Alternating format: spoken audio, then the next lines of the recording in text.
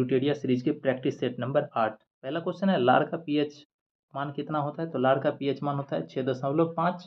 ठीक, इसके अलावा देख लेते हैं यूरिन का पीएच मान कितना होता है, 4.8 से 8.4 तक होता है। ब्लड का 7.4 होता है, आंसू का भी 7.4 होता है। तो लार का पीएच मान 6.5 होता है।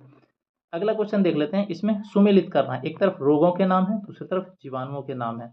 तो सबसे पहले देख लेते हैं क्या है, हैजा। हैजा होता है हैजा होता है विब्रियो कॉलेरी से। ठीक, तो एक का 3 हो जाएगा, एक का 3। दूसरा है क्षय रोग, टीबी। टीबी है माइकोबैक्टीरियम ट्यूबरक्लोसिस से। ठीक है, 4 नंबर हो जाएगा। निमोनिया है, ठीक है, निमोनिया होता है डिप्लोकोकस न्यूमोनी से, ये 2 नंबर हो जाएगा। और टिटनेस है क्लोस्ट्रीडियम टिटेनी से, ए हो जाएगा। इस तरह से 3 4 2 1, ए नंबर ऑप्शन में है, ये इसका उत्तर होगा। अगला देख लेते हैं, फिर इसमें भी 3 नंबर में है, सुमेलित करना है। एक तरफ पहाड़ियाँ दिया हुआ है और उससे संबंधित राज्य दिया हुआ है। गारो जो है यह मेघालय में है, बिल्कुल ए का 1 हो जाएगा। मिरी जो है, तो मिरी कहाँ पर है, अरुणाचल प्रदेश में है। ठीक, और उसके बाद पंचई मलाई है, पंचई मलाई तमिलनाडु में है। और डालमा जो है यह झारखंड में है। तो 1 3 2 4 इसका है, इसका भी ऑप्शन नंबर ए हो जाएगा सही।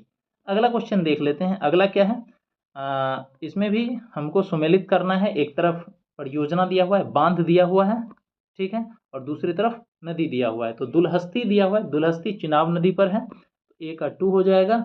गांधी सागर जो है ये किस पे है, गांधी सागर बांध जो है ये चंबल नदी पर है। उकाई जो है बांध ये ताप्ती नदी पर है। तवा कहाँ पर है, ये तवा नदी पर है। ठीक है, इस तरह से 2 1 3 4 हुआ इसका, तो ये डी नंबर इसका उत्तर हो जाएगा।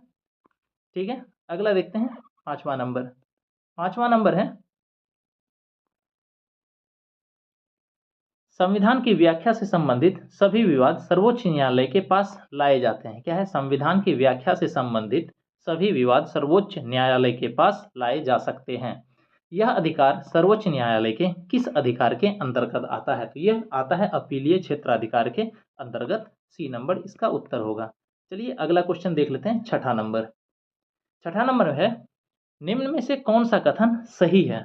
ठीक, तो देखते हैं कौन सा सही है। सबसे पहले नाबार्ड देश में कृषि एवं ग्रामीण विकास हेतु वित्त उपलब्ध कराने की शीर्ष संस्था है, बिल्कुल सही है। नाबार्ड जो है देश हित में कृषि और ग्रामीण विकास के लिए वित्त उपलब्ध कराने वाली शीर्ष संस्था है। उसके बाद नाबार्ड का मुख्यालय मुंबई में है, ये भी सही है। तो इसका सी नंबर उत्तर हो जाएगा दोनों। नाबार्ड का फुल फॉर्म जान लेते हैं क्या है, national bank for agriculture and rural development. NABARD की स्थापना हुआ था 12 जुलाई 1982 ईस्वी को शिवरवन कमेटी के सिफारिश पर। चलिए अगला क्वेश्चन देख लेते हैं। अगला क्या है, विशेष आर्थिक क्षेत्र अधिनियम। क्या है, विशेष आर्थिक क्षेत्र अधिनियम किस वर्ष लागू हुआ था, तो यह लागू हुआ था 2006 ईस्वी में। डी नंबर इसका उत्तर होगा।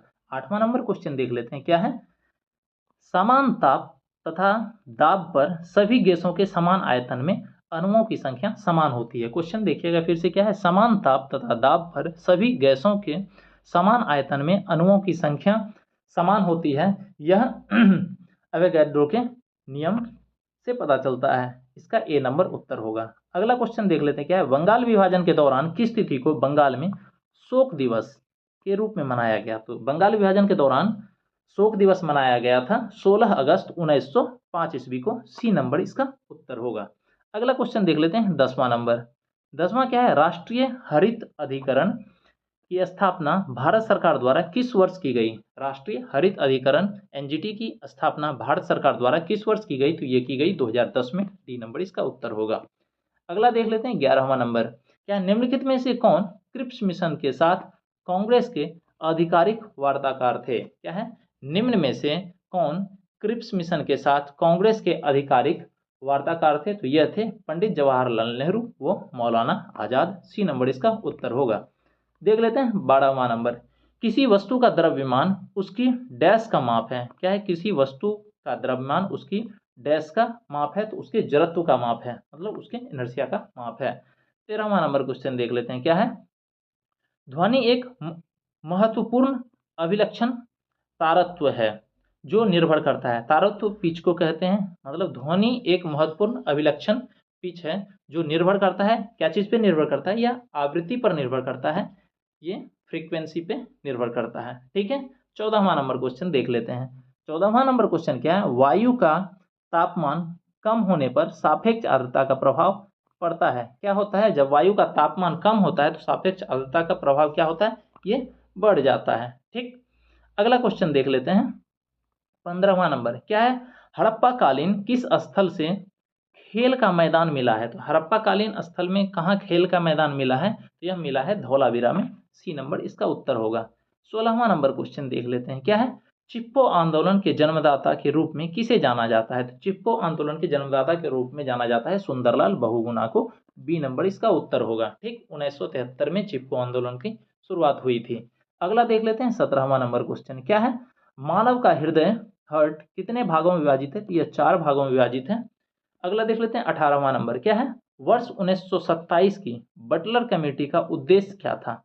जो 1927 में बटलर कमेटी का गठन हुआ था, इसका उद्देश्य क्या था। तो इसका उद्देश्य था अंग्रेजी सरकार एवं देशी राज्यों के बीच के संबंध को सुधारना। डी नंबर इसका उत्तर होगा।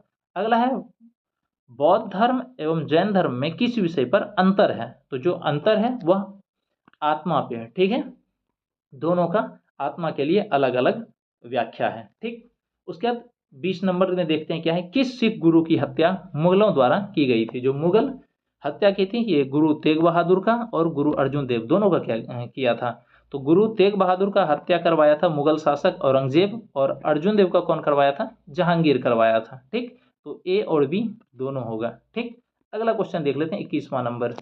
21वां नंबर है, महावीर स्वामी ने अपना पहला उपदेश कहाँ दिया था। तो महावीर स्वामी ने अपना पहला उपदेश दिया था राजगीर में। सारनाथ में बुद्ध दिया था अपना पहला उपदेश, तो महावीर स्वामी कहाँ दिए थे, राजगीर में। डी होगा इसका उत्तर। अगला क्वेश्चन में है 22वां नंबर, निम्न में से कौन सी यांत्रिक तरंग है। तो मैकेनिकल वेव, मतलब यांत्रिक तरंग कौन है, ध्वनि तरंग, साउंड वेव जो है यह मैकेनिकल वेव है, यांत्रिक तरंग है।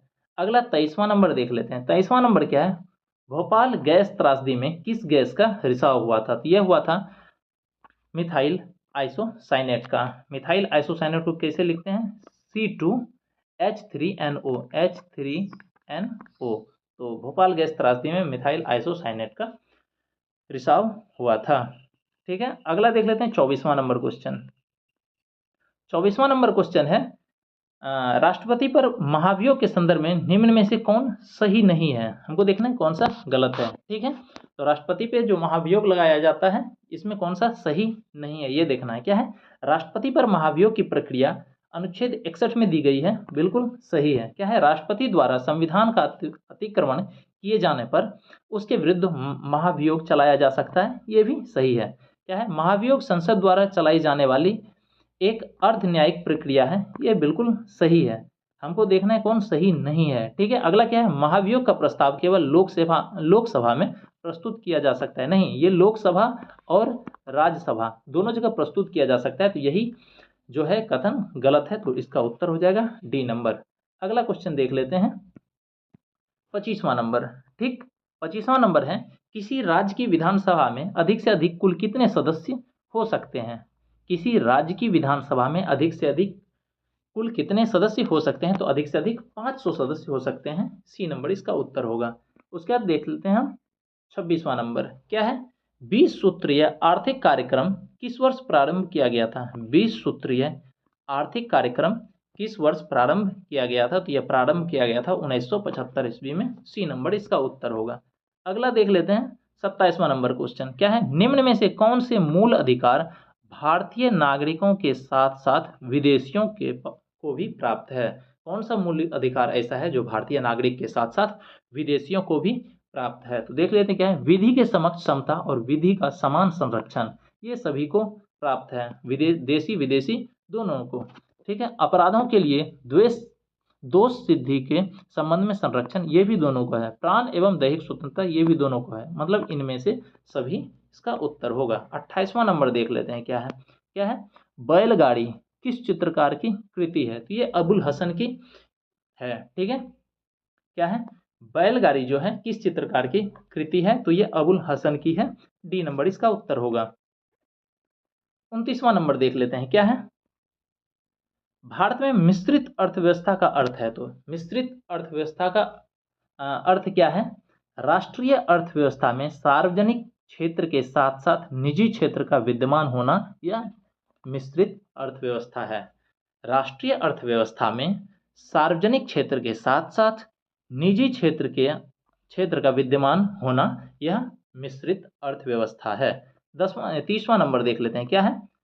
शाहजहां नामा के लेखक कौन थे? तो शाहजहां नामा के लेखक थे कौन? इनायत खां। सी नंबर इसका उत्तर हो जाएगा।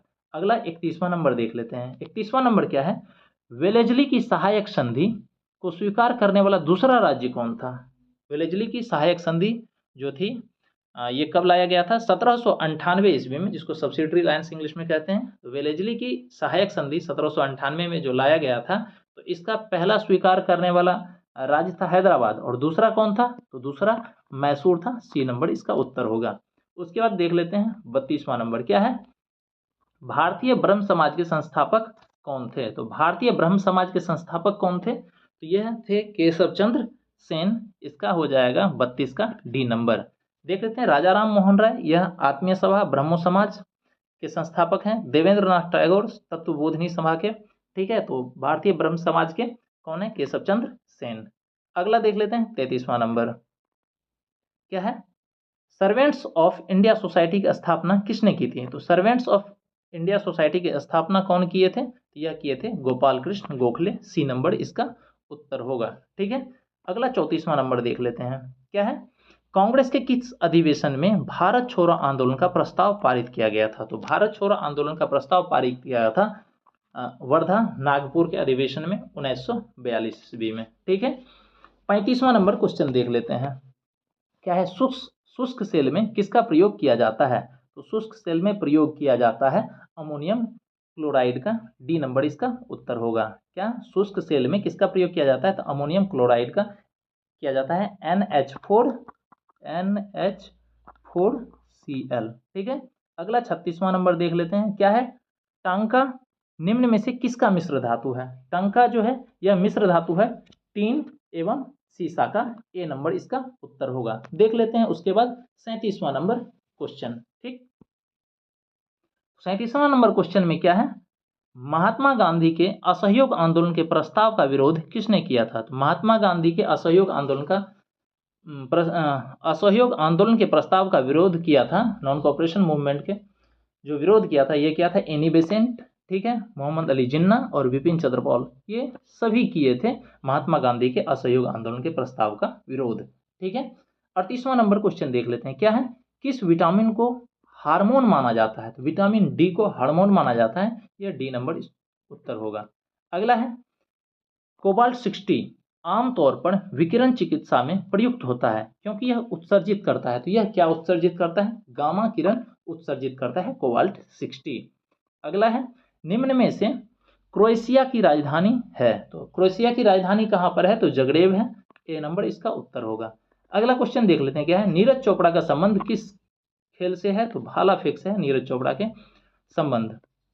अगला है जल प्रदूषण निवारण एवं नियंत्रण अधिनियम कब पारित किया गया? तो जल प्रदूषण निवारण एवं नियंत्रण अधिनियम पारित किया गया है 1974 ईस्वी में। बी नंबर इसका उत्तर होगा। अगला क्वेश्चन देख लेते हैं, सुबनश्री एवं धनश्री नदियां किस राज्य में प्रवाहित होती है? तो सुबनश्री धनश्री जो ये प्रवाहित होती है कहाँ पर? असम राज्य में, ठीक है। अगला देख लेते हैं, असम कितने राज्यों और कितने देशों के साथ सीमा साझा करता है? तो असम जो है सीमा साझा करता है कितने राज्य और कितने देश के साथ? तो देश तो दो है, एक भूटान है और बांग्लादेश है, ठीक।